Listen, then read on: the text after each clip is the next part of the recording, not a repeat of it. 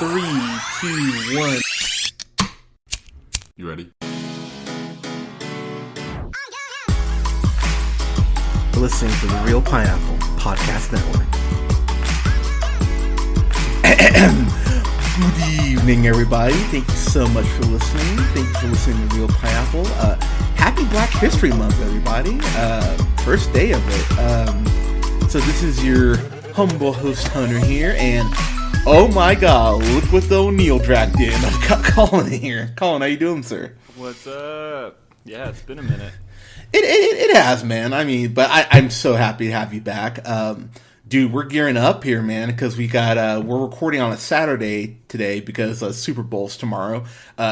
Go Chiefs, by the way. I don't want Garoppolo getting a ring, or another ring, because he's got 2 already, which I just remembered. God, that's upsetting. But that's right. I didn't even think about that. That's stupid. Yeah, right, exactly. Do you ever think Mark Madsen just ever calls Charles Barkley and just laughs at him and hangs up? Yeah, I know. Dan Marino probably loves Garoppolo.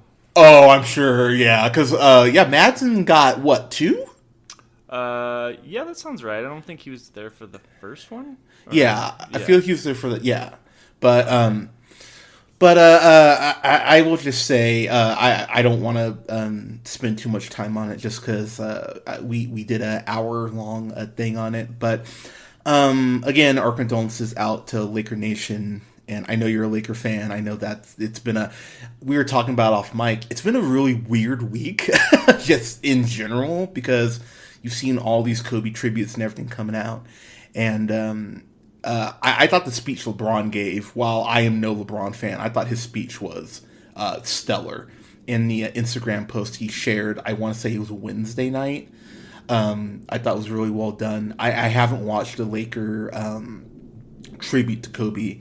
I saw it went on for like a half hour, which I saw some people were like, oh, that's a little long. I'm like, not for Kobe Bryant. For what he did for Lakers, that's more than warranted. But if you haven't checked out our thoughts on Kobe, feel free to listen to that. But yeah, man, I'm happy that Kobe's getting his due. I actually went to go buy a Kobe jersey, and they're not selling him because I guess he was launching like his own clothing line. So I hope they kind of get that figured out because I want to own a Kobe jersey. So yeah, well, I would hope that they're gonna, I hope they would do something where, proceeds would go to, helping the families of the other members on the helicopter that died, and nobody profits off of, his death.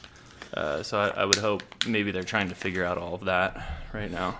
I mean, and that's a fair point. I will say for me, while I'm not a LeBron fan, if the Lakers win the title this year, I won't be mad about it, man. Like I feel like, Laker fans have been very loyal through the tumultuous times here recently. I think the city of LA could use a win. So I am.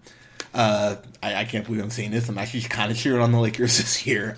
Once LeBron leaves, I will go ahead and I'm actually going to get a Lakers jersey. Once LeBron leaves, I will cheer the Lakers full fold, but I can't cheer him full fold for LeBron there. He just, but the tributes have been amazing. So, God bless everyone who's been affected, and especially the families of everyone who's involved with the crash. So with that said, so this is weird because I don't know if you've been tracking this, but I've been on Twitter and all that, and they did a Fast and Furious concert yesterday with like Ludacris and Cardi B, and they were like, the trailer's coming out tomorrow too. So I had this really just insane day at work, so I got to watch it on my lunch break, and hand to God, my first thought was, oh man, Colin and I need to drink so much and go see this movie because they're on the 9th Fast and Furious movie. So let's just take a second to appreciate the fact they've made 9 Fast and Furious movies. Which, with one spinoff, right? Like they're not counting Hobbs and Shaw in the 9, right? Yeah, so it'd be 10, I guess. Yeah. And dude, okay, so we went and saw Hobbs and Shaw with one of Nikki's brothers, your wife, went and saw it with one of her brothers, Chris. And Chris had never seen a Fast and Furious film. If you've not listened to our Hobbs and Shaw review, it is on the channel. I would highly recommend you do. And Chris was it was great to watch Chris watch the movie, because there are just these points where he looked over at me like, what the fuck are we watching? And that feeling is what I had throughout most of this trailer, because at this point, and I think you'd agree, Colin, they should just show a science teacher at the beginning of each movie in the opening credits, throw up a physics book in the air and just shoot it, because they just don't care about physics, about gravity, about sense. It's just, this trailer was amazing in all the ways I wanted it to be, but yeah, kind of your thoughts, man. Yeah, so I mean, the last Fast and Furious movies have pretty much set the standard in things that could never happen in real life, but correct. You just come to expect it, and really, if you're a fan of the franchise, you're kind of looking for that. And now they've kind of started this trend of trying to one up the last movie. Yeah. So I mean, in our Hobbs and Shaw experience, we got to witness The Rock pulling a helicopter yes, he did. attached to a big metal chain and reattaching it to a truck as it's driving across these mountainous roads in Hawaii. So that was pretty awesome. Yeah. And yes, they've kept stepping up their game. Gotta appreciate it. Like you said, physics are out the window. But, you're not looking for physics. You're not looking for, like logistical realities when you're watching these movies. So I was like, okay, yeah, I'm down. I think it's weird because, you're like, oh, the Fast 9 trailer's out. You got to see it. And I was like, okay, like, I'm pumped. Like, I'm super pumped. I want to watch this. And then it starts, and I'm just like, oh, yeah, I forgot, like, it doesn't seem like, Hobbs and Shaw really are in this one at all. Which, that's disappointing, because I love Hobbs and Shaw. Same. I feel like Hobbs and Shaw was actually my favorite movie of, like, all the Fast movies. Okay. I'm not a huge Vin Diesel fan. Same. I mean, he's just Dom at this point, which is fine. Like, it's just like you expect him to be saying family constantly. It's kind of like a running joke, it's a meme.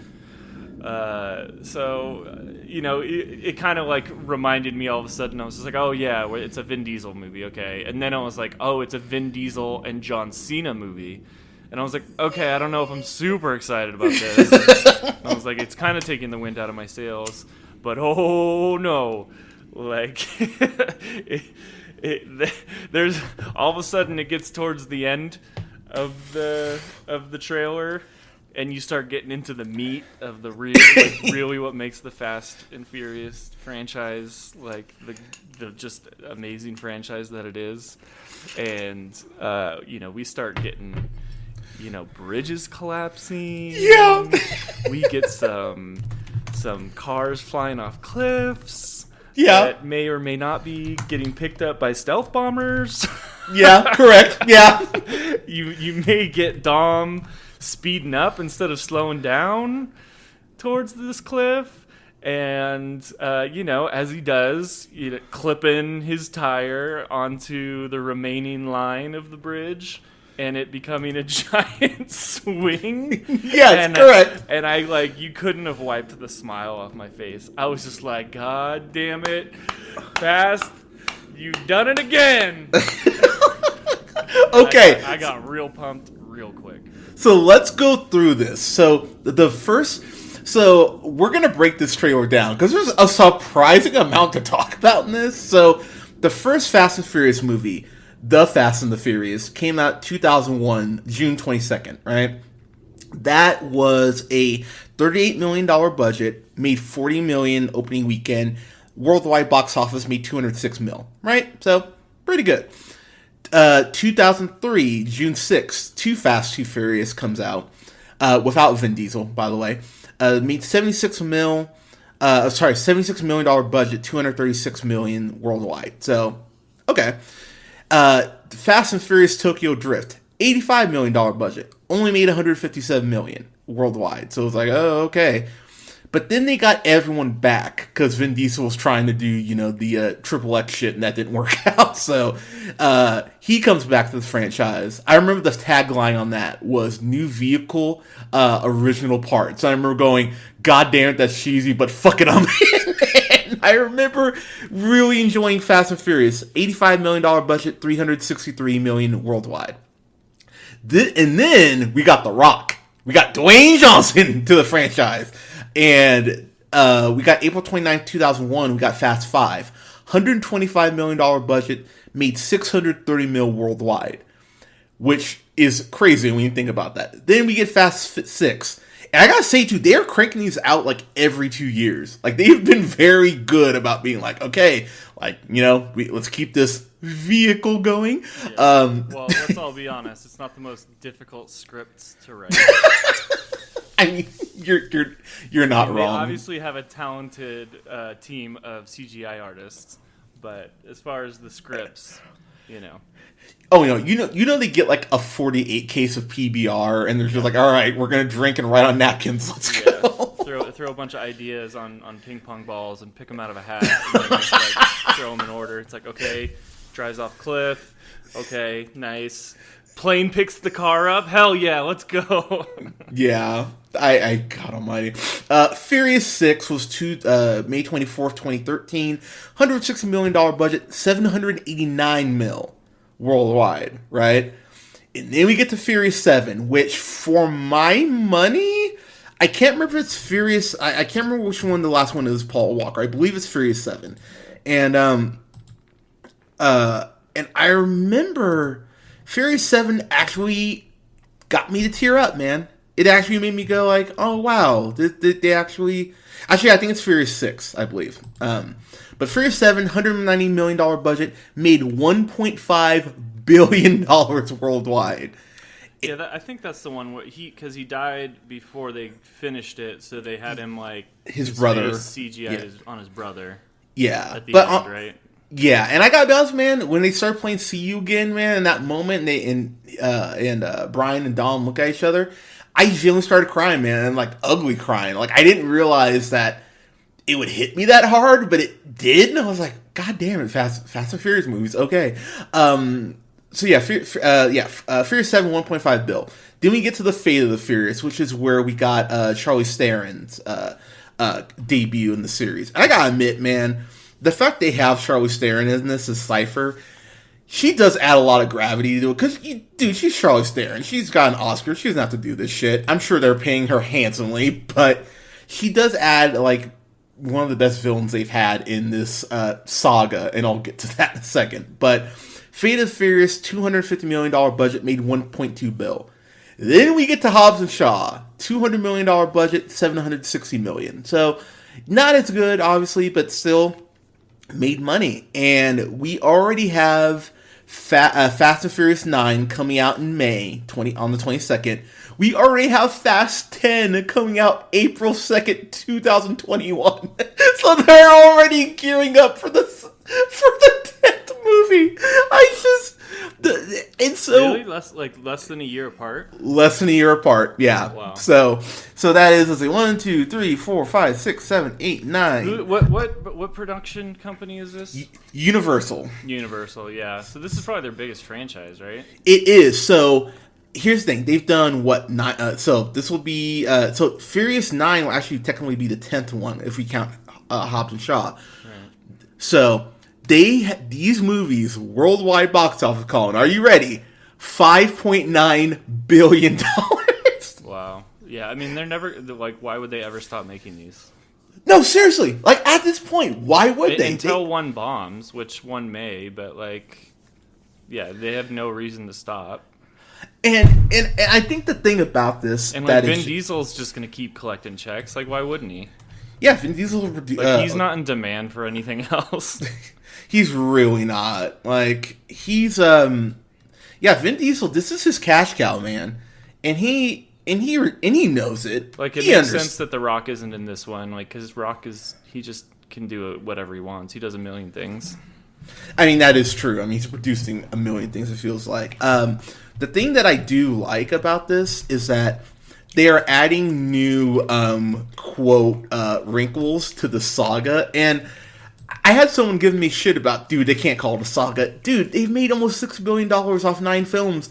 Whether you like these or not, you can call it a saga. Now, admittedly, as we talked about, the scripts are jumbled to be kind to them, but I have fun with these, man. As dumb as they are, and God help me, they're dumb. I gave Colin, I think I gave you like 3 or 4 of the movies because I bought them all in 4K. Great deal, by the way. I think you gave me 5, 6, 7. Yeah, and I'm gonna tell you right now, man. Come March, I'm gonna start. We'll start going through. I'll probably have guests on too, but I'm gonna review every single one of these because rewatching these, I went, oh wow, there is kind of a plot, sorta, kinda. But speaking of that plot, so I don't know if you recognize it. The guy at the very end of the movie, Han, he died at the end of Tokyo Drift because remember that was Decker's, Jason Statham's brother, who's played by Luke Evans. Remember when the whole "daddy's got to go to work" thing? that movie. His brother killed Han. Like, as in his car went boom, exploded, and everyone went, "Oh, Han's dead. That fucking sucks." So I don't know how Han is back. So I don't know if they're going to introduce cloning into these movies, which, you know what, at this point, why the fuck not? They might as well. It's the one thing they really haven't done yet. What was your biggest takeaway from this trailer? Because I have a couple. Like, my biggest takeaway is that a plane picked up a car that flew off a cliff, and I want to see more. Okay. Yeah, I'm not like, look, I'm not like you're on a different level of fandom of these movies. Like, you actually know the running plot lines and like everything. I like when I watch these movies, I mostly like tune out the dialogue, like and character development parts. Like, I'm gonna be honest. And then like when the crazy stuff starts happening, I'm just like, that's hilarious. Look at that. They're very enjoyable. And yeah, I'm ready to like throw back, some Tall Boys, and then absolutely, and then watch like whatever madness they come up with, because the team that does the special effects on these, it is actually very good. Like, it is. It's a lot of CGI, but it's like, instead of Marvel superheroes, like really good CGI, it's cars and explosions. I mean, there was like this giant semi truck that had like 3 cargo holds behind it, flips straight up like like Dark Knight style, except it's like 3 times longer in the middle of a city. It's just like what's going on there? Like, I want to see more of that scene. Like, hell yeah. Like these movies, to me, like, I'm not gonna know, like Han, like, you're like, I don't know if you noticed, and I was like, I definitely didn't notice. Like, I don't know who the hell that guy is. But I mean, even after the movie's over, I'm just like, that's hilarious that guy exploded in a car crash in the third one. That makes it even funnier to me that that's how little they care, or like how they're gonna explain that is kind of funny and interesting. But I'm just down to see, because this is like the pinnacle of like blockbuster popcorn flick CGI and cinematography, and it's not done by Michael Bay. So I'm, because it's interesting because you think of like the Transformers movies, and it's like, okay, what's the difference? It's a lot of special effects on the scene, but like, I don't know. There's something about these that I don't know. The action scenes are just they're just better for some reason. I can't really put it in words. I'm trying to think about it, and like, At some point, like all the giant monster, like robots fighting in the Transformers movies, like fighting at nausea is like, it gets so old. But like the different ways that they like are messing around with these cars, and it's all car related action scenes. I don't know. There's something like classic about it, but then they take it to these extreme levels. That is cool and funny. I think for me, and I think people forget, man. Justin Lin was really the guy who came in, because these movies were doing alright, but then he came in and really gave them a facelift, and really has really done good stuff. He also did Star Trek Beyond, which I really enjoy Star Trek Beyond quite a bit, actually. So, I'm a big fan of Justin Lin. It's funny you bring up the whole Transformers thing, because, what is the difference? The way I really told my friend what these are basically a Gundam anime movie if the Gundam, instead of Gundam, it's cars. That's really what these are. These are just insane, cars can do anything. There's a scene where not Megan Fox, God, that'd be funny. She was in these. Where Michelle Rodriguez, she's on a motorbike, and she gets hit midair by a car, and then lands on Dom's hood of his car. And I just wait, what? And I didn't even question it. I'm like, I'm a critic. We're critics. We have to question this shit. But god damn it, I was laughing so hard. I went, you know what? Fine, whatever. At this point, if you're complaining about the physics and all that, that's kind of on you, because the movie has not held back on how absurd it is. And John Cena, let's talk about John Cena himself in this. So when they cast John Cena, I went, all right, that's really random that he's going to be in this. And he's playing Vin Diesel's brother. And Colin, dude, I'm all for it, man. You know what? Fuck it. At this point, who cares? Because they don't. And if it means I get to see John Cena hit a FU on Vin Diesel, which, oh my god, if they do that, it's a fan-fucking-tastic. I don't care what... Do you think in Fast 10, The Rock returns, and then you have, have The Rock and John Cena ever been in a movie together? They have... So, I'm going to tell you what I think is going to happen. I'm gonna lay it out right now. So, you know how during Hobbs and Shaw, there was that one, mysterious figure who ran the whole organization or whatever, who we don't know?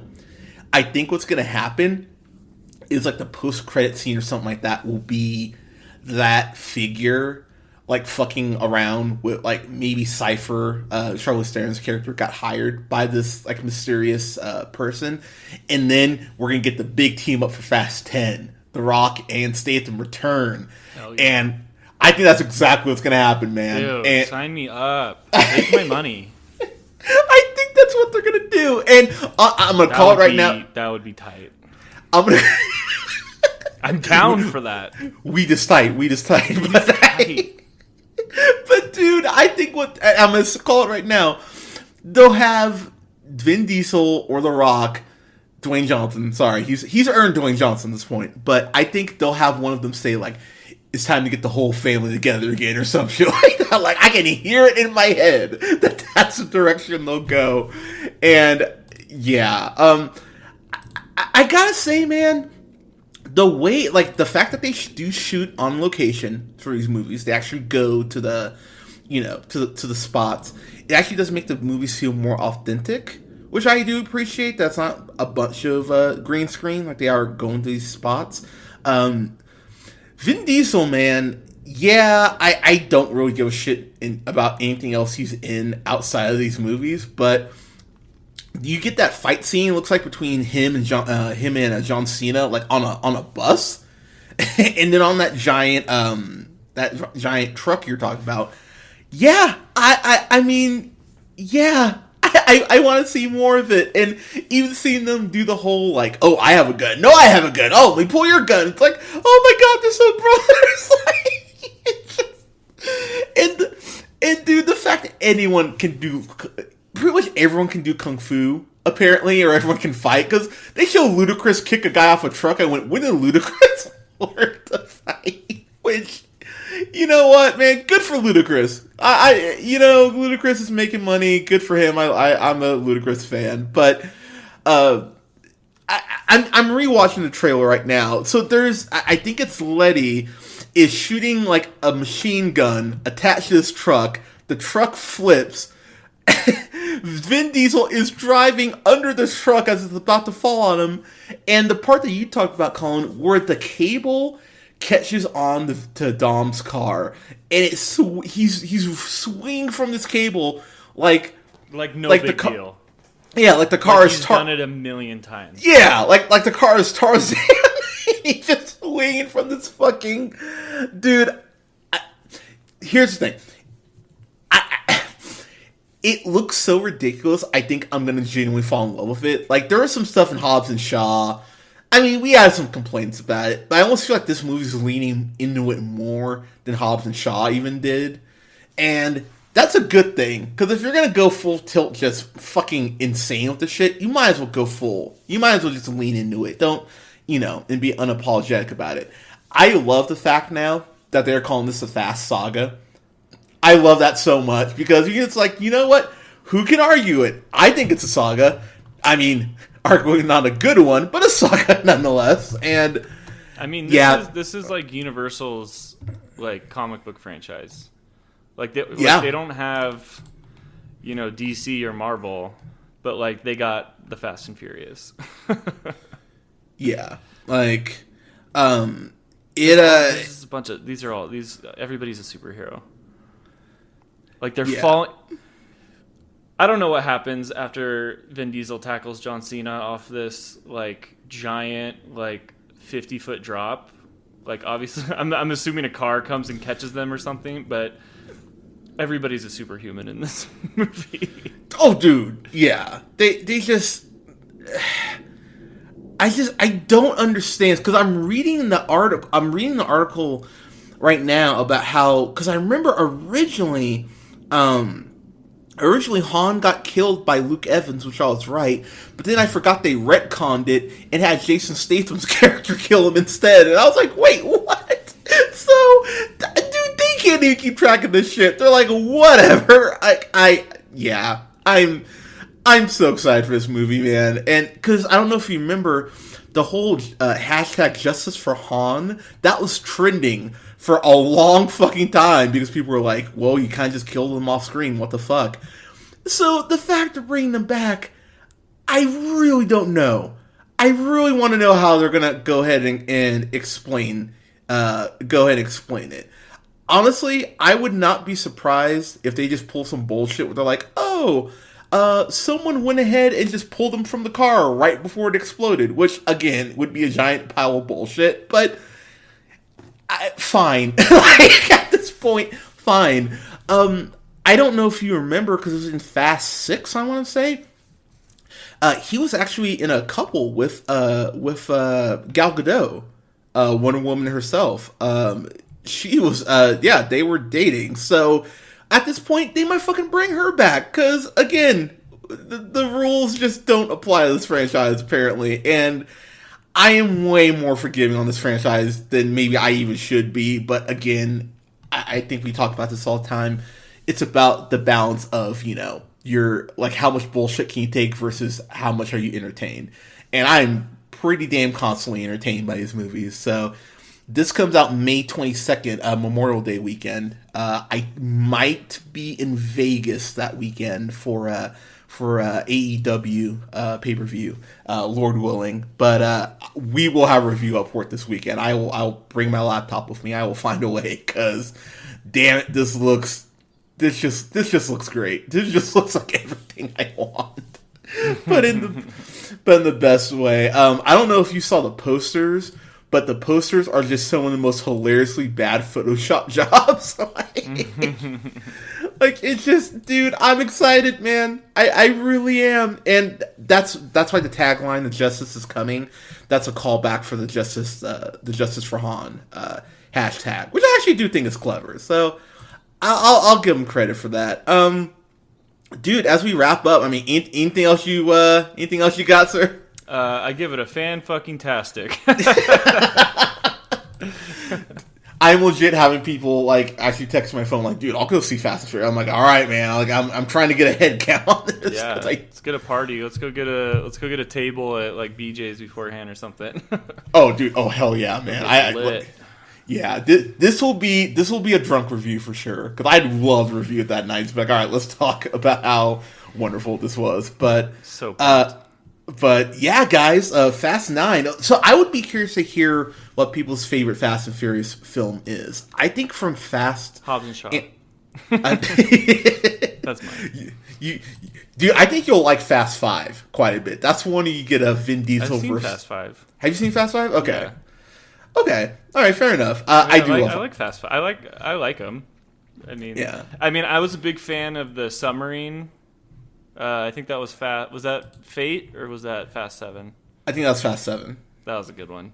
Yeah, there you go. But Fast 5 was Fast 5. That was the first one with The Rock. Yes, that was the one. No, that one's pretty good. Yeah, that's the one where they had the giant vault. Yeah, yeah. Which is the one where he has the cast and he like breaks it like it's no big deal. I thought that was Fast 6. Fuck, these are all starting to blend together. God, yeah. No, it was Fast 6 because remember that's the one where I like 5, 6, and 7. Okay. And 8. No, because remember Fast 6 is the one where Vin Diesel stomps on the overpass and goes something about what they say about a street fight. The street always wins. It's a good line. It really is, but in the worst way. Oh god, I'm starting to cry. All right. Whew. All right, guys, what is your favorite Fast and Furious movie? Let us know in the comments below. You can follow us, like us on Facebook at The Real Pineapple. You can follow yours truly on the Twitter at JHunterRealPineapple. You can follow Scott on Twitter at Nearmanthefirst. We miss you, Scott. After Scott graduates here, he'll be back on the pod. I'm trying to get out to Denver, actually. I'd love to see that dude. I miss him. But Denver too. Yeah. We should do a Denver trip. And then you can follow Colin on Twitter at TheReelOneal. You can follow us on SoundCloud, Apple Podcasts, Google Podcasts, Podbean, and Stitcher Radio, and Spotify at The Real Pineapple. Guys, thank you so much for listening. We'll have reviews up this weekend for Birds of Prey. I'm seeing it Thursday night at 9:15. So hope it's good. We will see, and we'll have a review up as well this month. Black Cinema Showcase starts because for Black History Month. So have a review up for Queen and Slim. We'll have a review up for the 2000 version of Shaft because I fucking love that movie. We'll have a review up for 12 Years a Slave and some other stuff as well. And guys, thank you so much for your support. We appreciate you guys, and we will talk to you soon. Go Chiefs! Have a safe Super Bowl Sunday.